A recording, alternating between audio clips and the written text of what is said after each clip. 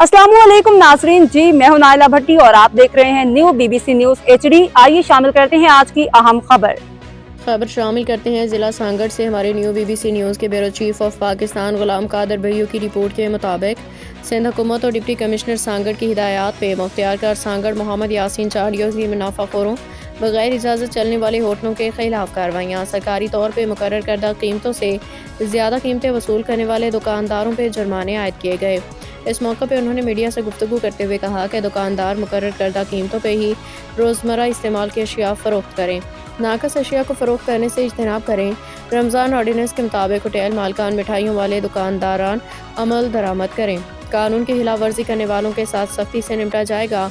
सिंध हुकूमत और deputy commissioner Sanghar की हिदायत पे रमज़ान मुबारक में उठाए गए इक़दामात पे सांगड़ के सियासी, समाजी, मजहबी, सिविल सोसाइटी, इंसानी हकूक़ के तंजीमों के रहनुमाओं ने मुकम्मल एतमाद का इजहार करते हुए काबिल तारीफ़ करार दिया। अब तक के लिए इतना ही। मज़ीद खबरों और अपडेट्स के लिए देखते रहें न्यू BBC न्यूज HD।